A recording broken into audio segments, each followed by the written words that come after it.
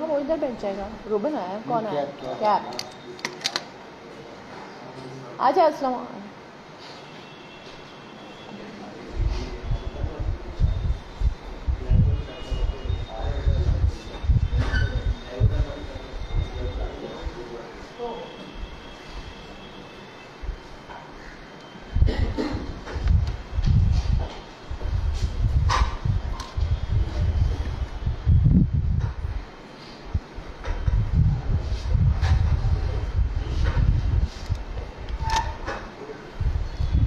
सगळ्यांना माझा नमस्कार।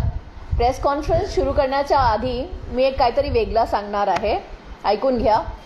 नीलांजन समभासम रविपुत्र यमागर्जम छाया मार्तंड संभूतम तम नमामि शनेश्वरम। आज शनिवार आहे म्हणून मी काले कपडे घातले आहे। कोणीतरी म्हणणार की मी ब्लॅक मॅजिक वगैरे करते, तर मी आधीच सांगून घेते की आमचं शनिदेवता आहे। शनिदेवताच्या दिवशी आम्ही सगळेजण ब्लॅक घालतात, तर गैरसमज होणं हे शक्य आहे आजच्या काळात। आणि आपण आमच्या महाराष्ट्रात आम्ही म्हणतात की आम्ही पुरोगामी राष्ट्र आहो, पुरोगामी राज्य आहो। इथे अंधविश्वास निर्मूलन कायदा आहे, तर इकडे जर कोणी सांगितलं की मी ब्लॅक मॅजिक करते तर त्यांच्यावर कारवाई होऊ शकते। तर हे आमचा एक थोडा क्लॅरिटी द्यायची होती। आता मुद्द्यावर येऊया। संजय पांडेंना अटक झाली ईडी तर्फे। NSCचा मोठा स्कॅमची सगळ्यांनी ऐकलं आहे, त्यात त्याला काहीतरी एक कनेक्शन बांधून हे सांगण्यात आलं की त्यांनी फोन टॅपिंग केली आहे। तर सगळ्यांच्या डोक्यात काय बसलं की संजय पांडे IPS अधिकाऱ्यांनी एक दुसऱ्या संस्थाचे फोन टॅप केले आहे। हे 100% फेक न्यूज आहे, 100% फेक न्यूज आहे। त्यात काहीच सत्य नाही, काहीच बॅकग्राऊंड नाही, काहीच कनेक्शन नाही। म्हणजे हे ॲब्सोल्युटली फेक न्यूज, मनगढ़ित कहाणी जिसको बोलते हैं, ही ती आहे। खरोखर घोटाळा काय आहे, प्रकरण काय आहे, हे मी तुम्हाला आज समजून देण्याचा प्रयत्न करते। कशाला? कारण महाराष्ट्रात खूप IPS ऑफिसर्सला घेऊन घोटाळे झाले आहे। आधी तर देवेन भारतींच्यावर आरोप होते, त्यांची इन्व्हेस्टिगेशन चालू होती। एक क्रिमिनल लकडावालांनी सांगितलं की ते आमचे बॉस आहे सगळ्या एक्स्टॉर्शन रॅकेट्समध्ये। हे झालं, त्यांच्यावर ॲक्शन झाली नाही, काहीच झालं नाही। नंतर परमवीर सिंगवर लोकांनी एक्स्टॉर्शनचे केस दाखल केले, 5 असे वेगवेगळे केस दाखल झाले। हे वेगळं होतं, लोकांनी केले हे केस। तिसरं रश्मी शुक्ला प्रकरण, की त्यांनी टॅपिंग केली, परवानगी होती नव्हती, लोकांना म्हणजे त्यांना वॉरंट होते, त्यांच्याकडे नाही होते, कोणाला माहीत नाही। तर हे तिसरं होतं। तर हे 3 वेगवेगळे प्रकरण ऐकून आम्हाला असं वाटतं की सगळे IPS अधिकारी भ्रष्टच असेल। इथे देवेन भारतीचा केस झाला, परमवीर सिंगचा केस झाला, रश्मी शुक्लाचा केस झाला, सगळे मोठे मोठे पदेवर होते आणि सगळ्यांचं म्हणजे हे काहीतरी तर हे पण असंच होणार। पण हे नाही आहे। मुंबईची जनताला माहीत आहे की संजय पांडे एक प्रामाणिक ऑफिसर आहात। तुम्ही मीडियावाल्यांना सुद्धा माहीत असेल, संजय पांडेंना भेटायची, त्यांना काही काम द्यायचं, ते सगळ्यांना भेटतात, सगळ्यांचं काम करून देतात, लोकांबरोबर फिरतात। ते एकदम अप्रोचेबल आणि ऑनेस्ट ऑफिसर आहे।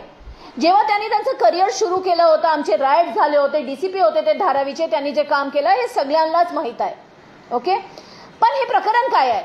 NSE एक कंपनी आहे, नॅशनल स्टॉक एक्सचेंज, ज्याचा घोटाळा चालू आहे। त्यांची एक पद्धत आहे, त्यांचे लँडलाईन्सवर जे काही कॉल्स येतात ते रेकॉर्ड करतात। आता अनेको कंपनी असे करतात, तुम्ही वोडाफोनला फोन करणार तर मेसेज येणार, this call might be recorded for quality monitoring purposes. Company स्वतःच्या लोकांच्या कॉल रेकॉर्ड करतात जे लँडलाईनवर येतात, हे नेहमीच असतं। आणि NSE आपल्या लोकांची, ट्रेडिंग फ्लोअरची नाही, एम्प्लॉईजची रेकॉर्डिंग नेहमीच करत होती, 90s पासून करत होती। हे काही नवीन नाही आहे, ते नेहमीच करत होती। एप्रिल 2000 मध्ये संजय पांडे साहेबनी आपली पोस्टवर, आपली IPS चे करिअरवर रेझिग्नेशन दिली। त्यांनी IIT खरगपूरहून इंजिनिअरिंग केली होती, हार्वर्डहून सिक्युरिटीचं डिग्रीज घेतले होते। त्यांना वाटलं आता मी स्वतःचं काहीतरी करणार, आणि त्यांनी रेझिग्नेशन, राजीनामा दिलं, त्यांनी सोडली पोस्ट त्यांची की मी सोडतो IPS ऑफिसरचा जॉब। आणि त्यांनी TCS मध्ये नोकरी घेतली। TCS मध्ये नोकरी घेताना त्यावेळीच त्यांनी एक कंपनी सुद्धा फॉर्म केली, त्या कंपनीचं नाम होतं आयसेक। आपल्या एक मित्र बरोबर IIT खरगपूरचं त्यांचं एक ॲल्युमनाय होतं, दोघींनी एक कंपनी बांधून घेतली, पण ते काम करत होते TCS मध्ये. ना आयसेक जी कंपनी होती ती कंपनीचं काम होतं सायबर सिक्युरिटी. लोकांचे फोन्स आणि कम्प्युटर्स कंपन्यांचे ते व्यवस्थित आहे का, काही लीक चाललं आहे का, ते सगळं बघायचं. त्याच्यासाठी सेबीनी सुद्धा त्यांना ऑथोराईज केलं. 2 वर्ष संजय पांडेंनी TCS मध्ये काम केलं. 2003 वर्षी त्यांनी TCSचं जॉब सोडलं आणि ते आयसेक मध्ये डायरेक्टर म्हणून ते आले आणि त्यांनी आयसेक मध्ये काम केलं. त्यावेळी सेबीनी त्यांना 2 एक्सचेंजेस आहे त्याचा ऑडिट केलं आहे त्यांची आयसेक कंपनीनी. एक मिनिट मी सांगते कोणती कंपनीज.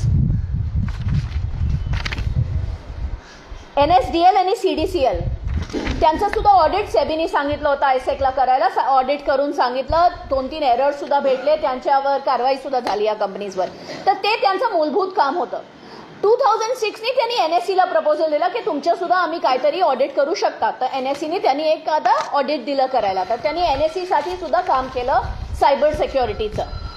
आता हे सगळं जे गोंधळ चालू होतं की त्यांची राजीनामा ऍक्सेप्ट होणार की नाही, ते कोर्टात वगैरे गेलं होतं. तर सरकारने आधी सांगितलं की आम्ही राजीनामा ऍक्सेप्ट करणार नाही. तर 2007 मध्ये त्यांनी व्हॉलंटरी रिटायरमेंटचा प्रपोजल टाकलं. सरकारने ते सुद्धा ऍक्सेप्ट केलं नाही. तो सुद्धा परत आणि मागे चाललंच होतं. 2007 मध्ये त्यांनी आयसेक सुद्धा सोडली, कारण त्यांचं बॅटल चालू होतं महाराष्ट्र गव्हर्नमेंट बरोबर की त्यांची रिटायरमेंट, त्यांची रेझिग्नेशन ऍक्सेप्ट होणार की नाही. तर 2000च्या कालापासून 2012 मध्ये ते परत आले. त्यांनी 2012 मध्ये ते परत आले कामाला IPS ऑफिसर म्हणून. त्या काळात 3-4 वर्षी त्यांनी आयसेक मध्ये काम केलं होतं. 2003 पासून 2006 पर्यंत. आणि त्यांनी नंतर आयसेक सोडली आणि त्यांचे फॅमिली मेंबर्स झाले डायरेक्टर वगैरे, पण ते स्वतः नव्हते आयसेक मध्ये. 2009 मध्ये हे जरा बघा. 2009 मध्ये NSEने आयसेकला सांगितलं की आम्ही कॉल्स रेकॉर्ड करतो नेहमी आपल्या एम्प्लॉईची. तुम्ही हे कॉल्स मी तुम्हाला देते, तुम्ही रेकॉर्ड हे वाचून सांगा काहीतरी सिक्युरिटी लीक आहे का. तर हे काम आयसेकला 2009ला दिलं गेलं. तेव्हा संजय पांडे आयसेक मध्ये कोणीच नव्हते. त्यांनी आयसेक मध्ये आधी काम केलं होतं आणि ते IPS ऑफिसर सुद्धा नव्हते, कारण त्यावेळी 2007 मध्ये जेव्हा त्यांनी व्हॉलंटरी रिटायरमेंटचं पद टाकलं होतं त्यानंतर त्यांना काही सॅलरी किंवा काहीतरी पोस्ट काहीच नव्हती. ते ॲब्सोल्युटली रिकामे होते. ना पोलीस फोर्समध्ये होते ना आयसेक मध्ये होते. तेव्हा आयसेकला हा काम भेटलं आणि लेजिटिमेट काम भेटलं की आम्ही कॉल्स पाठवतो तुम्हाला. आणि त्यांनी ऑफिशियली कॉल्स रेकॉर्ड केले होते. कंपनीज कॉल रेकॉर्ड करतात आपल्या एम्प्लॉईजची, ती कॉल्स त्यांना दिली आणि त्यांनी ते कॉल्स ऑडिट करून सांगितलं कंपनीला की काय काय कॉलमध्ये चाललंय. पुढे सुद्धा त्यांची कंपनीने आयसेक आणि NSE बरोबर खूपच काम केले आहे. त्यांचा हार्डवेअर आणि सॉफ्टवेअर बाईंग प्रोक्युअरमेंटचं काम केलं आहे. त्यांचे वेगवेगळे ऑडिट केले आहे. 2012-13 पर्यंत आयसेक काम करत होती NSE बरोबर. पण हे जे ऑडिटचं कॉल ऑडिटचं काम आहे ते 2009चं होतं. त्यावेळी संजय पांडे ना आयसेक मध्ये ना ते पोलीस फोर्समध्ये थे. ते पोलीस फोर्समध्ये परत आले. त्यांचा काहीच संबंध नव्हता आयसेक बरोबर आणि त्यांचं कार्यवाही कामकाज सुरू झालं. तुम्हाला माहित आहे कसे त्यांना DGP पोस्टवर येऊ दिलं नाही. नंतर ते कमिशनर झाले. ज्या काळात ते DGP पोस्टवर होते आणि ऍक्टिंग DGP आणि कमिशनर होते, BJPचे 4 मोठ्या नेत्यांवर गुन्हे दाखल झाले. एक तर प्रवीण दरेकरवर झालं, ते आम आदमी पक्षानेच केलं होतं. आम्ही जानेवारीमध्ये टाकलं होतं, पण जाऊन फेब्रुवारी-मार्च मध्ये ती FIR झाली आणि त्यावेळी कमिशनर संजय पांडे होते. दुसरं, मोहित कंबोजवर ओव्हरसीज बँकनी एक केस टाकलं की त्यांनी 51-52 कोटीचा लोन परत केलं नाही आहे. त्यावेळी किरीट सोमायावर एक केस दाखल झालं. विक्रांत शिपच्या जे कलेक्शन केली होती त्या घोटाळा संदर्भात.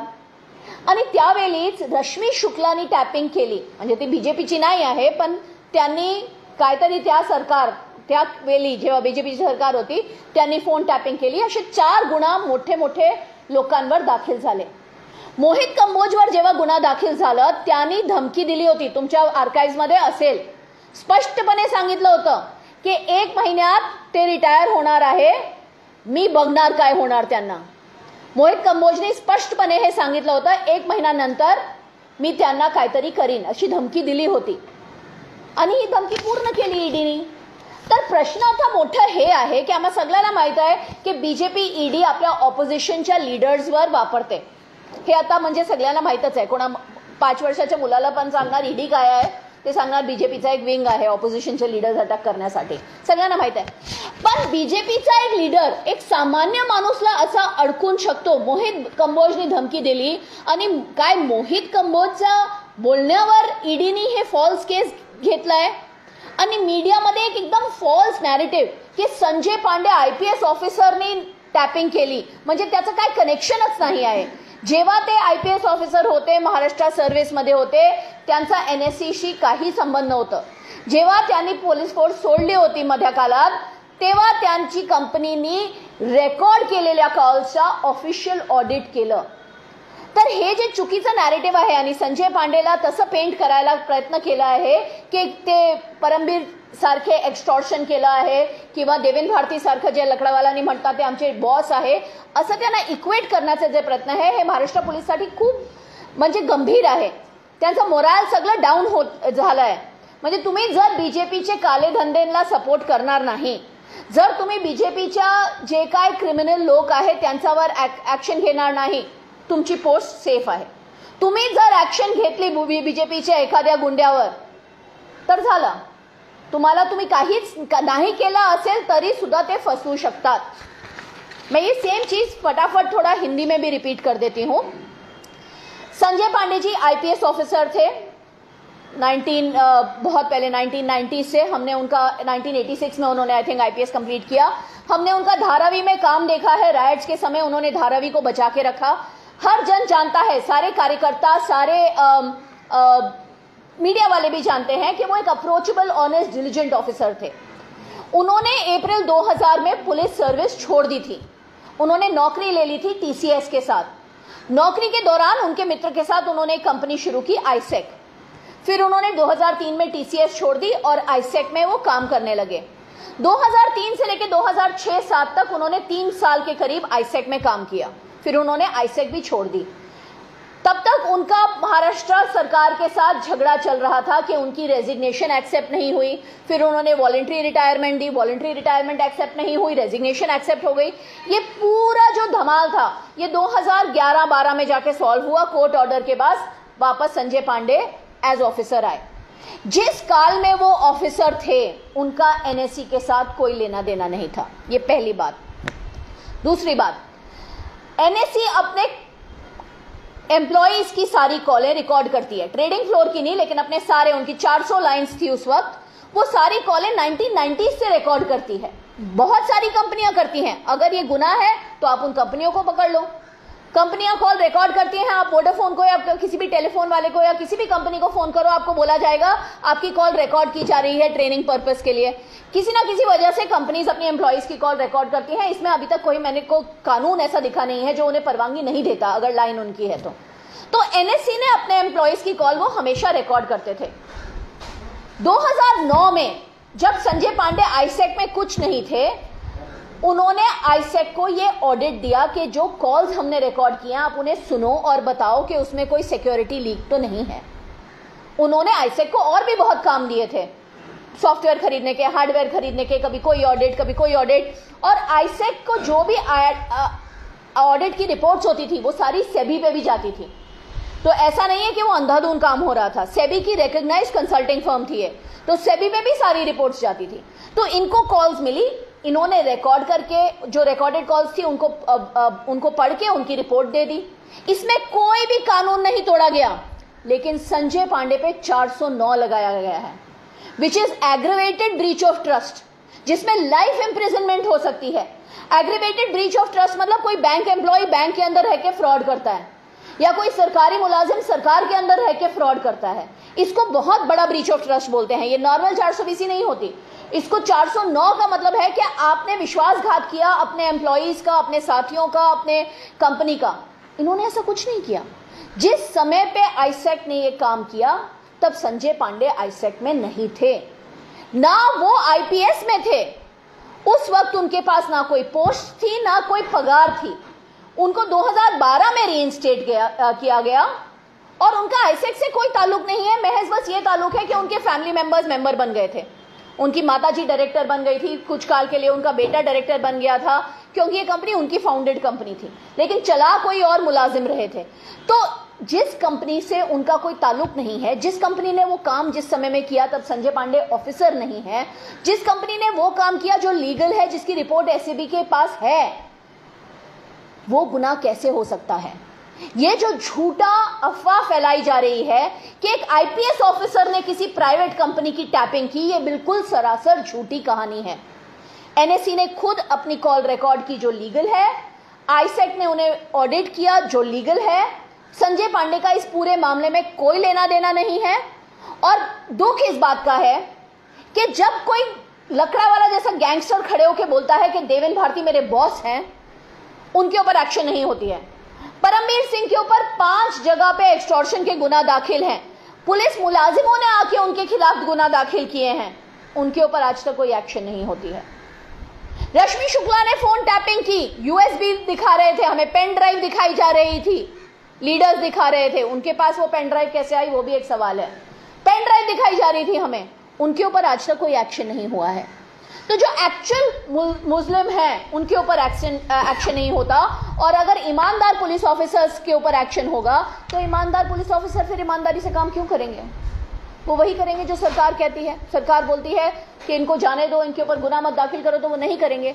संजय पांडे ने प्रवीण दरेकर के खिलाफ, मोहित कंबोज के खिलाफ या किसी भी बीजेपी के नेता पे खुद कोई कार्रवाई नहीं की, जनता ने कार्रवाई की। प्रवीण दरेकर के खिलाफ आम आदमी पार्टी ने गुना दाखिल करवाया था। मोहित कंबोज के खिलाफ इंडियन ओवरसीज बैंक ने गुना दाखिल किया। किरीट सोमैया के खिलाफ जनता ने गुना दाखिल किया कि उन्होंने घोटाला किया है विक्रांत के पैसों का। लेकिन मोहित कंबोज ने धमकी दी थी, उन्होंने कहा था कि मैं संजय पांडे को देख लूंगा, 30 दिन का वक्त है। आज मेरे को अंदर करने की बात कर रहे हैं, 30 दिन में मैं इन्हें अंदर करूंगा, और कर दिया अंदर। तो ईडी आज बस एक बीजेपी के नेताओं की, बीजेपी के जो सरकार है, बस उसकी एक टूल नहीं है।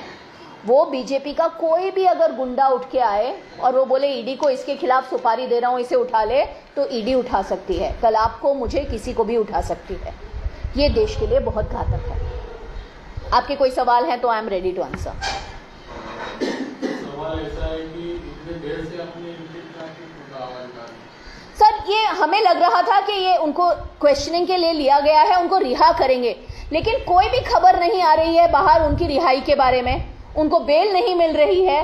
कहां अंधकार में उन्हें दिल्ली में रखा हुआ है। मुझे लगता है महाराष्ट्र का नागरिक होने के नाते जिनके पास हमने जब संजय पांडे को जिस काम के लिए अप्रोच किया, उन्होंने हमें सपोर्ट किया, हमें उनके लिए आवाज उठानी चाहिए, क्योंकि उनकी आवाज कोई नहीं उठाएगा। कोई पॉलिटिकल पार्टी नहीं उठाएगी। शिवसेना कोई प्रेस कॉन्फ्रेंस नहीं लेगी, राष्ट्रवादी नहीं लेगी।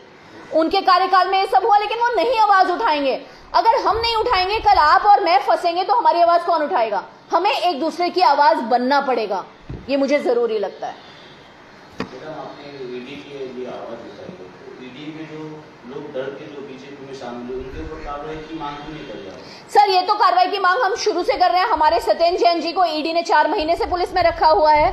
ऑपोजिशन लीडर को बीजेपी ईडी की तहत अरेस्ट कर लेती है। मतलब ऐसा चल रहा है ईडी का कि अगर आपके पड़ोसी के यहाँ कोई ईडी का मामला आया मनी लॉन्ड्रिंग का, कल वो आपको उठा के लेके जा सकते हैं। आप उनके पड़ोसी हो ना, चलो आप, उनको कोई वजह नहीं चाहिए।